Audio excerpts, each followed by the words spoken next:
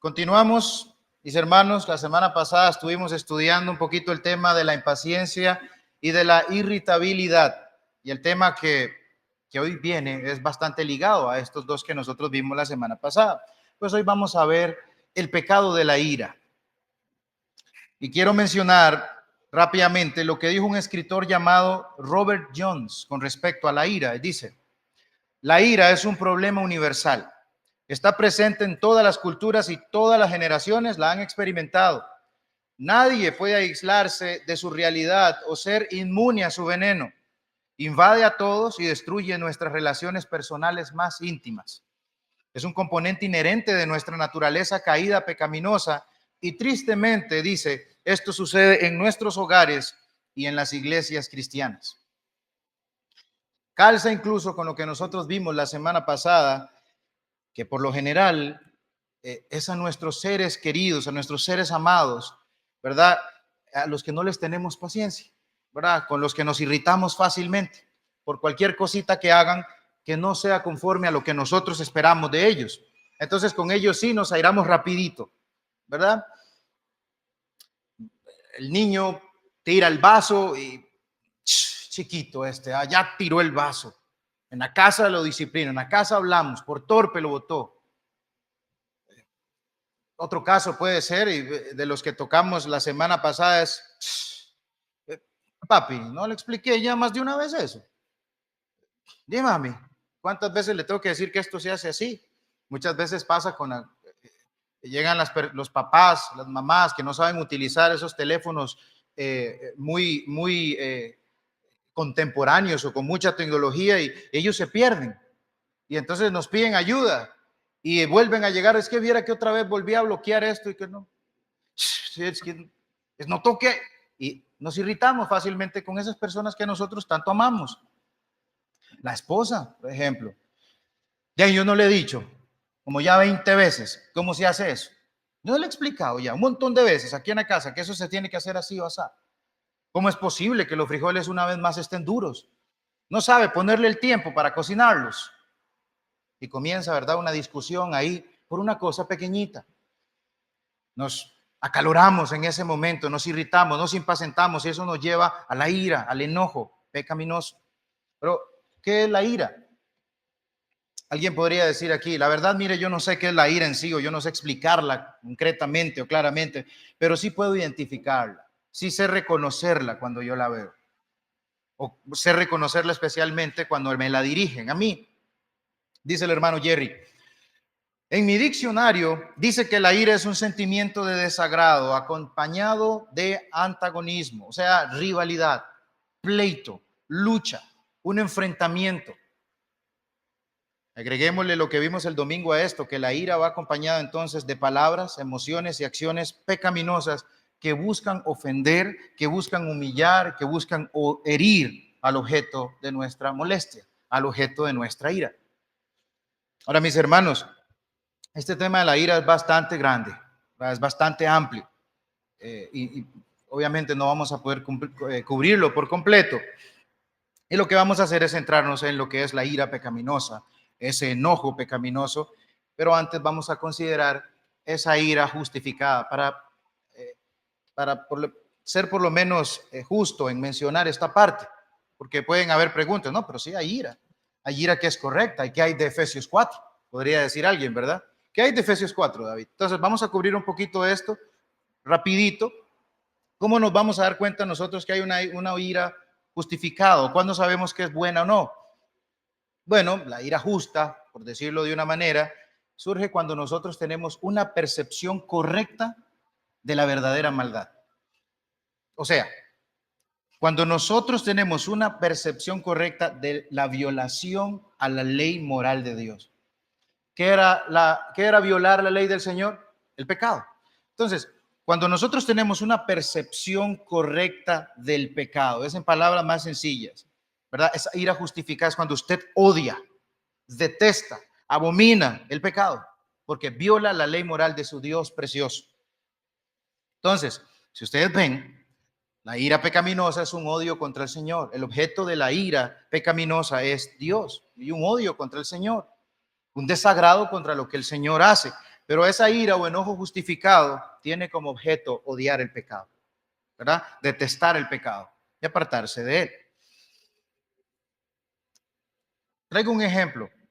¿Cuántas veces usted, hermano, ahí en la comunión con el Señor, ahí usted solito, después de haber ofendido a su Dios precioso, aquel que dio su vida en la cruz por usted, meditando en esas verdades bíblicas, y usted dice, y una vez más, Señor, yo te he ofendido, no le entra a usted esa molestia? ¿No ha sentido usted esa molestia de que una vez más ofendí yo a mi Señor en eso? Y no es molestia contra el Señor, es una molestia contra uno mismo, de que cómo es posible que yo esté otra vez aquí habiendo ofendido a mi Señor. Y a uno le da una molestia terrible. ¿Por qué otra vez volví a hacerlo? Uno se agarra la cabeza de pensar, ¿por qué? Y hay una molestia contra este cuerpo pecador que hay aquí, miserable soy, porque una vez más ofendí a mi bendito Señor. Y hay una molestia grande ahí. Esa es una molestia, ese es un odio por el pecado. Obviamente después el creyente sabe que puede ir al Señor porque hay perdón, pero reconoce, ofendí a Dios, ofendí su ley santa, preciosa, Él es tan bueno conmigo, como yo volví a hacer esto por complacerme a mí solamente, por darme placer a mí en lo que yo quería, con enojo por haber ofendido al Señor. Por otro lado, la ira justa es controlada, ¿verdad? No va a provocar que alguien pierda la cabeza, que pierda los estribos, como dicen, ¿verdad? Y se ponga a decir malas palabras, cosas hirientes, o que busque vengarse y hacerle daño a los demás. Dice Marcos 3, del 5 al 6. Dice así: entonces mirándolos alrededor con enojo, entristecido por la dureza de sus corazones, dijo al hombre, extiende tu mano. Y él la extendió y la mano le fue restaurada sana. Leímos ahí, con enojo. Entonces mirándolos alrededor con enojo, entristecido por la dureza de sus corazones. Ese es el enojo santo del Señor. Nosotros podemos recordar que cuando limpió el templo, ¿lo recuerdan? Cuando limpió el templo, esa ira justa de nuestro Señor Jesucristo, en Él nosotros la podemos ver. Romanos 1:18, ¿quién no lo recuerda? Porque la ira de Dios se revela desde los cielos contra toda impiedad e injusticia de los hombres. Apocalipsis 6:16 dice, y decían a los montes y a las peñas, caed sobre nosotros y escondednos del rostro de aquel que está sentado sobre el trono y de la ira del Cordero. Eso es una ira justa. Pero la ira que nosotros vamos a tener que ver aquí es ese enojo común, ¿verdad? Ese airarnos que nosotros llegamos a considerar que es válido. Es válido enojarme por esto, aunque, ¿verdad? Sabemos que es un enojo pecaminoso delante de los ojos del Señor. Supongamos, vamos a dar unos ejemplos. Supongamos que alguien de la universidad, para los que están en la universidad, o hagamos este ejemplo hipotético aquí.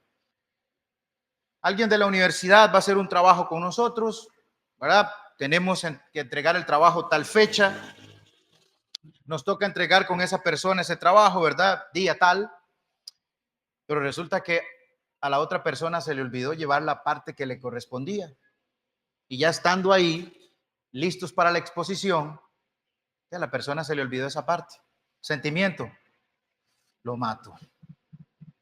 Lo mato. Y aunque pensemos que eso es, aunque lleguemos a pensar y decir, es que es justo que yo me enoje porque él no trajo eso. La sensación, ¿verdad? Es simplemente de un enojo, una molestia contra esa persona. Ya es pecaminosa. Me está haciendo quedar mal delante de los demás. Ahora yo voy a perder mi curso o lo que sea, o el examen o la presentación. Me está haciendo quedar mal delante de mi profesor. Me está haciendo quedar mal delante de mis compañeros. Dice Jerry, eso pasa, nos enojamos porque somos orgullosos. Somos orgullosos porque queremos que todas las cosas se hagan como nosotros decimos.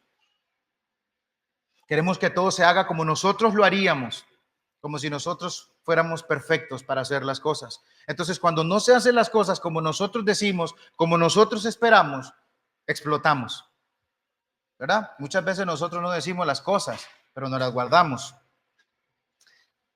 ¿Se acuerdan de Naamán, el sirio?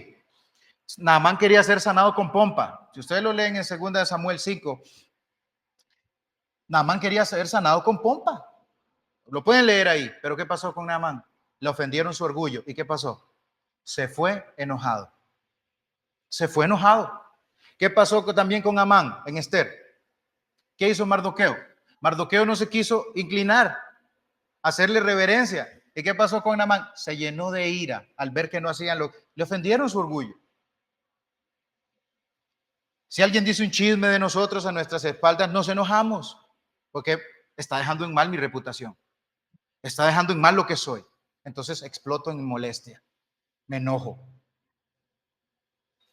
Cuando las cosas no se hacen como nosotros queremos, hermanos, nosotros nos enojamos con nuestro orgullito, porque nosotros siempre, ¿verdad? Nos creemos algo.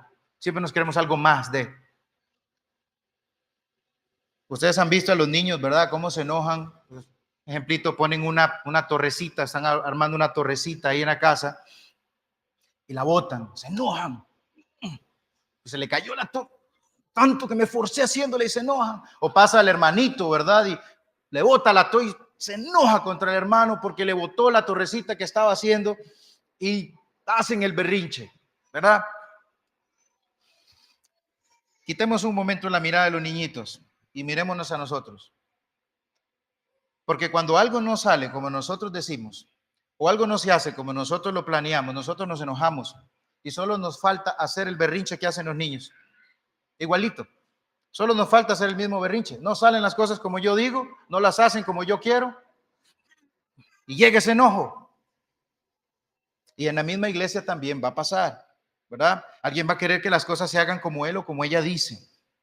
Y al no hacerse o se les oponen, nos enojamos. Ahora, puede ser que ese enojo no sea con palabras, ¿verdad? Pero se guarda un resentimiento ahí. Porque como dice el autor, yo quiero que se hagan las cosas a mi modo. Y si no, entonces me enojo. El jefe le pega una regañada a uno delante de todo el equipo. Tal vez uno no diga nada, pero se guarda la molestia ahí, pero está enojado. El esposo que llega a la casa esperando que la cena esté lista y al no hacer, y como no es así, no está la cena lista, ojalá se encuentre un desorden en la casa, ¡pum!, explota y comienza a verbalizar con palabras hirientes todo lo que siente en su corazón en ese momento. Ahora, la esposa probablemente al escuchar las cosas que el esposo le diga, que la esté hiriendo, vaya a responder como molesta también. Su esposo está haciendo de tropiezo ahí a su esposa y ella entonces también responda. Y si no responde, probablemente se guarde eso ahí. Pero va a guardar esa ofensa ahí en el corazón. Va a estar molesta. Va a estar molesta. El papá o la mamá que querían dormirse un rato, pero el bebé no lo dejaba dormir, no la dejaba dormir. ¡Pum! Me enojo. La esposa que ve que su esposo no le echa la mano, no le ayuda, se va a enojar en algún momento. Va a llegar un momento donde esa esposa va a enojarse, se va a enojar, se va a explotar. Y hago un pequeñito comercial aquí. Esposos, vea, yo sé que hay muchos aquí que sostienen a sus esposas en la casa. Las hermanas están haciendo un montón de cosas en la casa. Échele la mano cuando tenga un momentito. Si está trabajando en la casa, no diga, es que este es mi rol aquí en la casa. Yo voy a sentarme a trabajar en la computadora y usted se encarga de la casa. No, si usted tiene chance de ayudarla, ayúdele. ¿Verdad? Es un pequeño comercial. Todos tenemos que aprender de eso. Todos tenemos que decir, voy a ayudarla un momentito, menos a limpiar, a jalar, algo lo que sea, pero ayudémosla. Es el domingo. El domingo es un día bien duro, es bien cansado. Ayudemos a nuestras esposas también. Más los que tenemos un montón de niños. Evitemos serles de tropiezo y hacerlas enojar. Entonces, ayudémoslas un poquito, ¿verdad? Ya están cansadas también. Sí, yo tengo una perspectiva de las hermanas muy alta, de que con esas dos manos que tienen las transforman en 1000, pero no por eso las vamos a dejar siempre ahí que estén con todo. Entonces ahí vamos a ir aprendiendo todos para que no enojemos y no seamos objetos de tropiezo para nuestras hermanas mientras están el domingo aquí en la iglesia o en el hogar. Termina el comercial. Yo les estoy dando estos ejemplos no para acusarlos. Yo les estoy dando estos ejemplos no para apuntarlos con el dedo, ¿verdad? Con el dedo. Más bien es con el fin de que identifiquemos nosotros dónde estamos pecando, ¿verdad? Nos arrepintamos genuinamente y corrijamos donde estamos fallando con la ayuda del Señor. O sea, los ejemplos aquí no son, es verdad, desde un principio he dicho, para venir a acusarlos a ustedes, para venir a acusarme, sino para que nosotros aprendamos de esto y corrijamos realmente estas cosas que ofenden a nuestro Señor, que muchas veces pensamos, no, si es válido que yo me enoje porque mi esposo no me ayuda, pero es que ese enojo va a mancharse de pecado. Satanás va a aprovecharlo. No, nosotros no ignoramos sus maquinaciones y se va a colar por ahí para hacernos daño. Usted es un descuidado y ya tiramos una palabra hiriente. Usted es un desconsiderado y recordemos que vimos que ser desconsiderado también es un pecado. Entonces, hermanos, no regañen en oficina, no esté la cena servida, el arroz esté frío, digan chismes de nosotros, usted y yo como creyentes vamos a saber elegir cómo responder. Usted y yo vamos a saber elegir cómo responder como creyentes. Nosotros tenemos suficiente base para saber cómo responder al pecado, porque el Señor dijo, he aquí yo estoy con ustedes hasta el fin del mundo. Eso no es algo light, ¿verdad? Es Cristo hablando de que Él está con nosotros. Dice Pedro, hablándole a los esclavos de las iglesias del primer siglo, dice, criados, estad sujetos con todo respeto a vuestros amos, no solamente a los buenos y afables, sino también a los difíciles de soportar, porque esto merece aprobación. Si alguno a causa de la conciencia delante de Dios sufre molestias padeciendo injustamente, pues, ¿qué gloria es si pecando sois abofeteados y lo soportáis? Mas si haciendo lo bueno sufrís y lo soportáis, esto ciertamente es aprobado delante del Señor. Nosotros vamos a tener que saber cómo responder.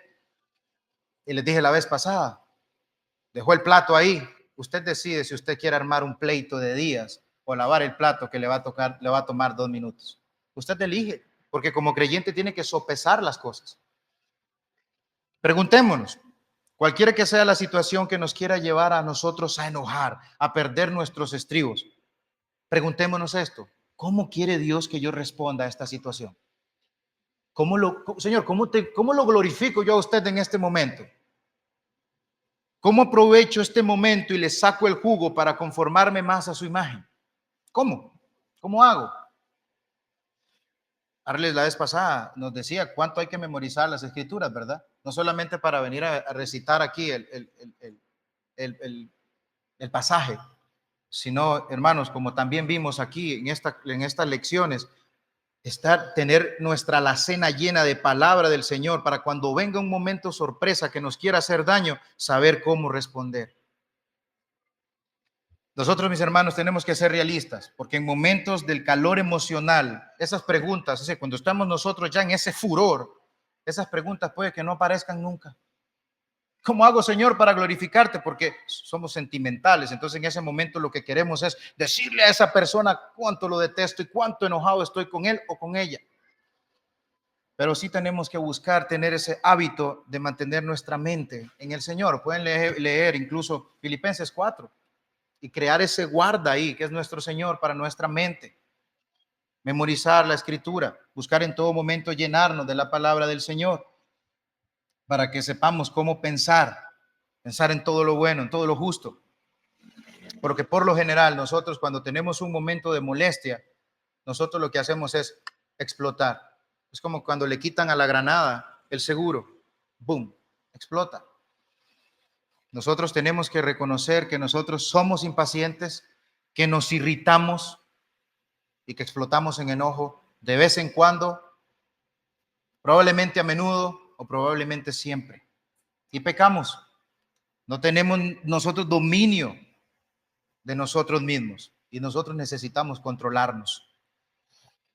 Expresamos la ira con palabras hirientes, menospreciando a la otra persona, o hacemos comentarios sarcásticos, decía el escritor, o simplemente un silencio, ¿verdad? Lo interiorizamos y ahí guardamos el sentimiento, ese resentimiento malo. ¿Cómo nosotros podemos manejar la ira? Bueno, aprendamos a reconocerla sabiendo que es pecado, que es una ofensa contra el Señor y pidiéndole perdón, arrepintiéndonos de ese pecado, ¿verdad? Arrepintiéndonos de ese pecado, pidiendo perdón al Señor y obviamente apartándonos.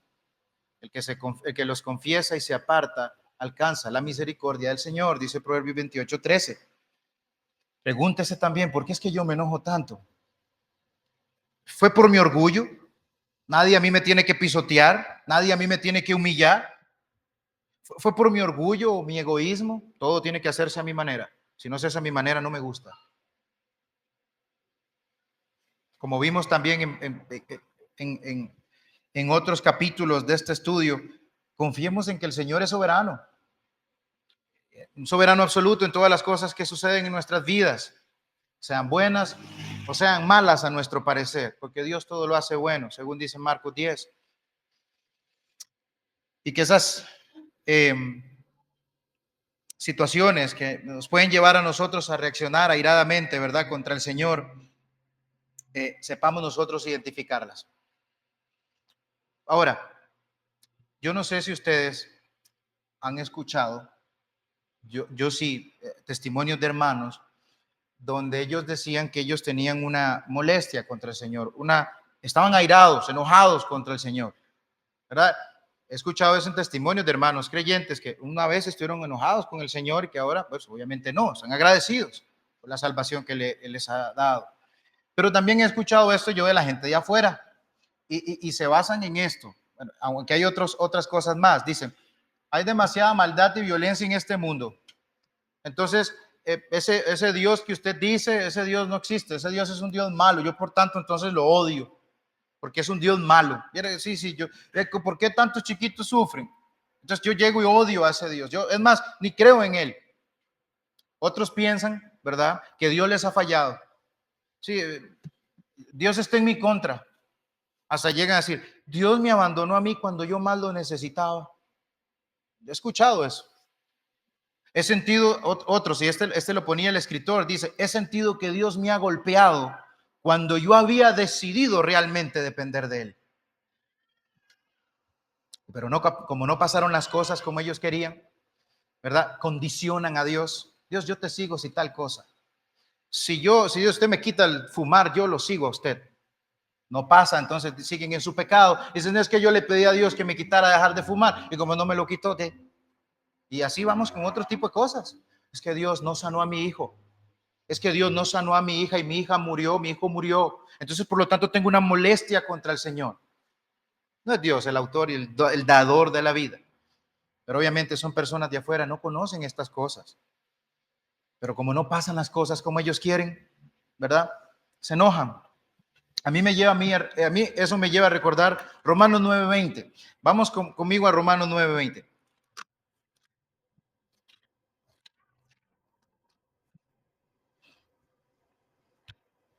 Dice así, voy a leer desde el 20 en adelante y dice así. Más antes, oh hombre, ¿quién eres tú para que alterques con Dios? Dirá el vaso de barro al que lo formó, ¿por qué me has hecho así? ¿O no tiene potestad el alfarero sobre el barro para hacer de la misma masa un vaso para honra y otro para deshonra?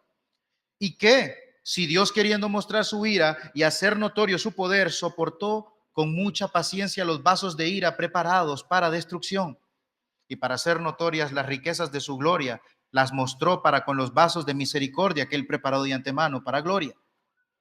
¿Quién es usted para que alterque con el Señor? ¿Quién es usted para que le reclame al Señor por qué no está haciendo estas cosas conforme a mi voluntad? ¿Quién somos nosotros? Es porque hemos llegado a tener una alta estima de nosotros mismos, alta estima que hasta llegamos a reclamarle a Dios. ¿Cómo no vamos a ponernos a reclamarle a los demás? La culpa la tiene Dios. Es Dios el culpable. Desearíamos agarrar a Dios y ponerlo en un juicio y sentarlo ahí y culparlo y decirle un montón de cosas. Él es esto, es lo otro. Condénenlo para que ya quede mi ira satisfecha. Eso desearíamos nosotros hacer. Igual que en Éxodo 17. Y si gustan pueden llegar a leerlo en la casa. Iban a apedrear a Moisés. El Señor le dice a Moisés, es conmigo que están haciendo eso. Es a Dios al que están sentando en el banquillo de los acusados. Nosotros, seres miserables que por pura gracia hemos sido salvados por el Señor, no somos nada para nosotros sentar ahí es donde deberíamos estar nosotros y ser condenados eternamente y para siempre. enojarse por las cosas que no salen como yo quiero, es decirle a Dios, mire Dios, usted está haciendo las cosas mal. Si yo estuviera en su lugar, yo lo haría mejor. Usted es un injusto con las cosas que me pasan. Es declarar así sencillamente, Dios, usted es un pecador. ¿Qué clase de blasfemia? Dios, usted es un pecador, todo lo que usted hace lo hace malísimo. Y a menudo así pasa. Yo no sé si ustedes han escuchado la palabra cuadrado. Yo muchas veces le digo a Heidi así, mi amor, usted es muy cuadrada en ciertas cosas. Está bien ser organizado, está bien ser ordenado. Pero si algo no pasa como yo lo estaba previendo, como yo lo llevaba planeado, me enojo, me molesto. Y pensamos que tenemos el derecho de impacientarnos, pensamos que tenemos el derecho de irritarnos porque no se hizo como yo quería y nos enojamos porque mi meta no la logré, no logré lo que quería hacer. Mi sueño no lo logré, no salió como yo realmente lo había planeado. Usted y yo como creyentes podemos mortificar el pecado de la ira, ese pecado de esa ira que no es justa y que muchas veces nosotros la estamos justificando. Y yo le dije que lavara los platos y no lo lavó. ¿Qué quiere que haga? ¿Que me quede tranquila? No, me enojé. Esa ira es completamente justa porque él no hizo lo que... No, está equivocado, está equivocada. Pensar así, hermano o hermana, va a dar pie a más enojo. Usted va a estar ahí enojada, no se lavó, y usted va a guardar eso ahí, o si dice palabras, va a enojarse. Si la causa del enojo, la ira es el orgullo, me están hiriendo mi orgullo, ¿verdad? Que el orgullo es pecado, que además ese pecado va a ser destructivo y como leímos al principio, va a destruir nuestras relaciones. Incluso puede destruir nuestra vida personal, ¿verdad? De comunión incluso con nuestro Señor. ¿Cómo entonces nosotros podemos vencer? Fácil, yendo a un psicólogo. Yendo a un psicólogo. Así podemos vencer la ira. Yendo a un psicólogo que nos diga, grítele a Dios todas las cosas que usted tiene ahí, sáquelas. Dígale a Dios todo lo que usted siente. Pégale al muñeco y libere su ira. Pégale al muñeco como si fuera Dios. Hasta que te sientas bien contigo mismo. Dios de por sí es una persona crecidita y Él le va a entender a usted. Esa es la manera con la que nosotros tenemos que luchar contra la ira. Creo que no, no es así. Es llenándonos cada día del conocimiento de Dios. Una vez más, esto no lo tenemos aquí para venir a jugar de vivos, como dicen, ¿verdad? ¿Cuánto me sé la Biblia yo? Pues viera el montón de doctrina que sé y la puedo decir súper facilita y rápida. Está excelente que la sepa, pero aquí es donde va a tener que comenzar a aplicarla. El creyente está lleno del conocimiento de Dios, se llena del Espíritu Santo, se llena entonces del control del Espíritu Santo. Entonces usted lleno de control del Espíritu Santo, usted como creyente tiene al Espíritu Santo y pueden ir a Romanos 8 y leerlo, usted va a poder mortificar el pecado, porque usted tiene el Espíritu Santo. De lo contrario, usted no va a poder. Entonces usted va a poder mortificar ese orgullo, usted va a mortificar entonces la ira y lo va a llevar a ser humilde. Lo va a llevar a ser humilde y a aceptar que lo que sea que Dios esté trayendo a su vida, usted lo va a recibir con una actitud correcta. El hermano Steve Henning decía, cuando le preguntaban, hermano, buenos días, ¿cómo está? ¿Verdad? Dicen que el hermano decía, estoy mejor de lo que merezco. Yo creo que fue el hermano Steve Henning el que inventó esa frase, mejor de lo que merezco. Así le preguntaban a él. Al peor trato que nosotros podamos recibir, al peor trato, escuchen esto, al peor trato que nosotros podamos recibir en esta vida, es mejor de lo que nosotros merecemos. Es mejor de lo que nosotros merecemos. Nosotros merecemos la ira de Dios, nosotros merecemos la destrucción eterna, pero nosotros por pura gracia en Dios, en su precioso Hijo Jesucristo, que pagó el altísimo precio, y lo escuchamos el domingo también, pagó el altísimo precio por nuestros pecados. Hay perdón en el Señor Jesucristo. Hay perdón para esa ira. Hay perdón para ese orgullo. Hay perdón para que usted vaya al Señor.